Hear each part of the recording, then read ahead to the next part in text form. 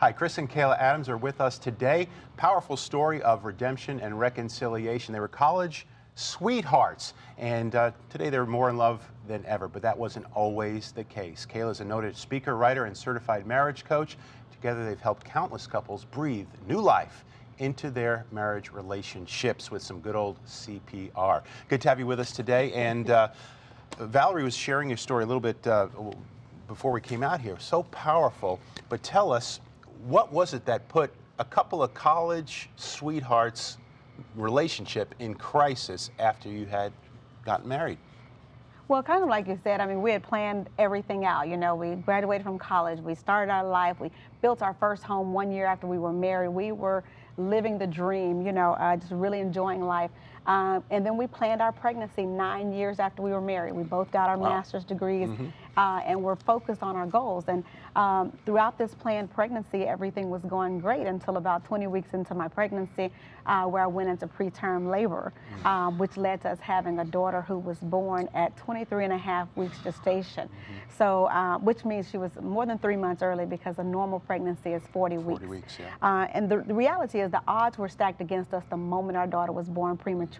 There are statistics that kind of say that that kind of a stress on a marriage relationship causes a significant percentage of people to kind of start moving away from one another. Absolutely. The doctor sat down with us and they said, make sure you nurture your marriage, because over 80% of couples who go through the NICU end up in divorce. Wow. Well, again, we had been married 9 years. We had been together. I was 19 when we met. So we thought the odds of that happening to us, you know, were unlikely. But we found ourselves amongst those statistics. Okay, so Chris, you guys were living a very public life. Your daughter became literally the poster child for March of Dimes. And so you all were sharing your story with people around the country, you know, telling them that, you know, there's hope for their family, and yet something was happening privately. You kind of pick it up from there for me. Well, I was still working and dealing with the pressures of having a premature child at only 1 pound. And as you know, we were sharing our story. And if anyone out there have had a premature child going through something like that, it's a lot of pressure on you. As a man, I was wearing that on me, and just trying to be the backbone of the family. But along the way, it got the best of me. I slipped, if you will. I felt left out because everybody checked on Kayla. How's Kayla doing? Nobody asked, how's Chris doing? You know, now that I look back on it, it's kind of selfish of me, but I still felt left out, because I'm like, here I am, I'm working, and it's my child also. And I felt like it really took more of a toll on me than it did on her, and she had the child. And that's a good point that you make, because sometimes when we look at motherhood and we look at children, we just think of mom, you know? Right. Kids go to mom for everything that they need, but we never consider dad. So you say that you felt that it was a little selfish of you, but it was you say that it was fair. His feelings were valid. Absolutely. And that's one of the things, of course, when we look back, you know, that's one of the things you realize is that you don't always think about what the other person is going through, but you can absolutely see it. You know, I was able to see how things broke down. I was able to see, you know, what led to the demise of our marriage. And when I was able to see that, I was also able to accept my responsibility and my role in that as well. And really ignoring the warning signs from the doctor, because I thought we were strong enough. You know what I mean? You were good. Yes, absolutely. Yeah, and from all counts, again, you know, you've been married for a long time. You're very well organized and planned, and highly successful professional couple, and then bang, that outside stress just actually led you were divorced for a few years, correct? Yes, for 4 years, yes. Now, what was it that began to bring you back together? It was absolutely a miracle of God. I mean, I tell people that all the time. It was another of God's miracles in our lives. We were living, you know, separate lives. We were divorced, but we were the best of co-parents. I mean, we did everything about our daughter together, her education, taking care of her health. We did all of that together. But the one key that I really say led to us being able to reconcile is forgiveness. forgiving myself for my role in the demise of our marriage. I didn't realize that he felt like an invisible victim in the whole thing. And then also being able to forgive him. And then once I was able to forgive, we were able to have a real friendship again. You know, the anger was gone, the resentment was gone, the feeling like my American dream had been stolen was gone. And that allowed God to open the doors of my heart. He softened my heart when I wasn't paying attention. And before I knew it, a real friendship was reestablished between us. And that same love that we always had for each other began to flow. And Chris, from your perspective, forgiveness, was that the key factor as well in coming back together? Absolutely. Forgiveness was at the foundation of that. Throughout the entire process, I like Kayla alluded to earlier, I felt like an invisible victim, and I used my actions to medicate the situation. And God restored my heart. He restored me. And in order to get my family back, which that's what I wanted, I realized that I had to come to grips with, one, what I did, admit what I did was wrong, and understand what I wanted, and I wanted my family back. Okay, so you then started dating Kayla again. You guys didn't just say, okay, we're gonna remarry. You guys dated for how long? Oh, absolutely. She's a tough cookie. She's not just a pushover. Yeah, she's not a pushover. She didn't believe you at first. Huh? She's no nonsense. I had to start over from hello, my name is. Okay. We dated for about a year and a half.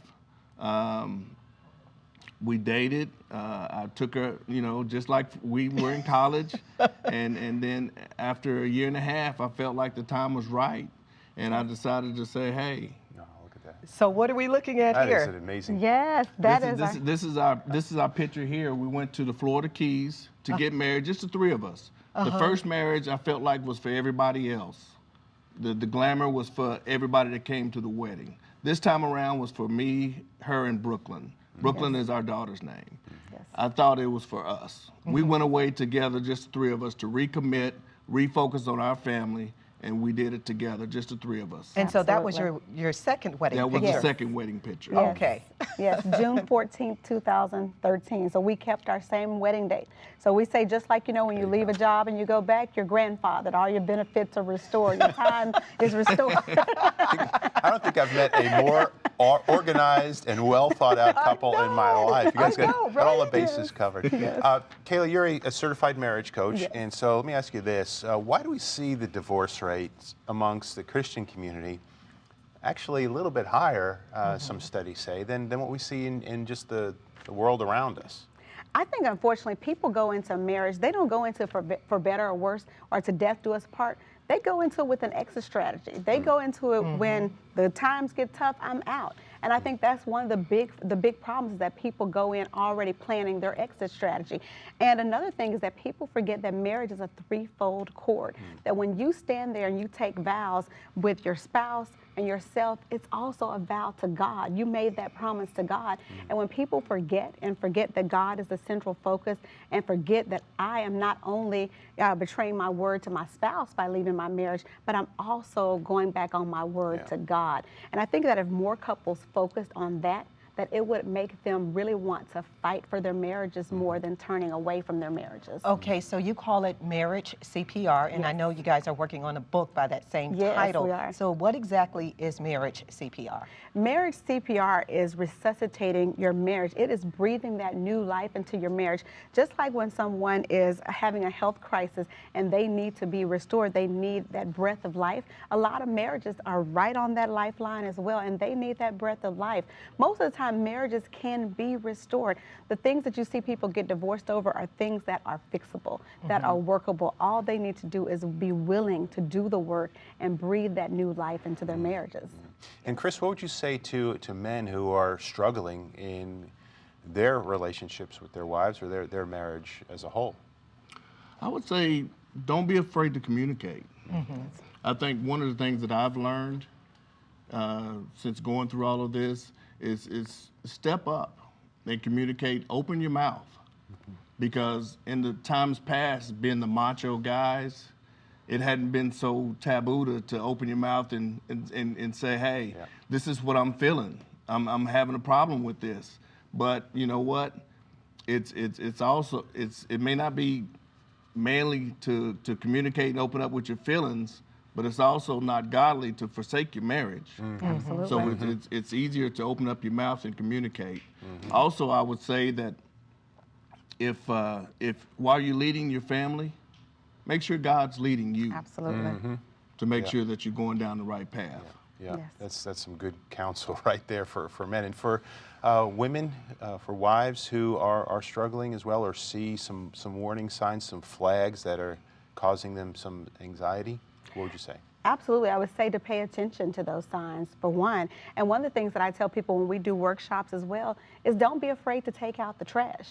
You know what happens when trash sits up in your house? It stinks. You know, it goes all over, it gives that smell all over your house. You don't like it. And when we see those things in our marriages, we need to be willing to take that out. Whatever it is that's the trash in your marriage, whether it is, you know, that you're not speaking to each other with respect, throw that out. If it is that you're taking each other for granted, throw that out. It is as simple as whatever it is. If you're having financial hardships, throw those things out and get on the same page with your spouse.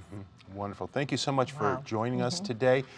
To connect with Chris and Kayla Adams, you can go to marriage-cpr.com. Or, as always, you can go to our website, harvest-tv.com. You'll find an easy way to link back to their site as well. Coming up in just a little bit, Pastor Charles with your prayer requests. But up next, we're going to hear from Brian Bush with the latest news that's breaking in Israel. We'll be right back.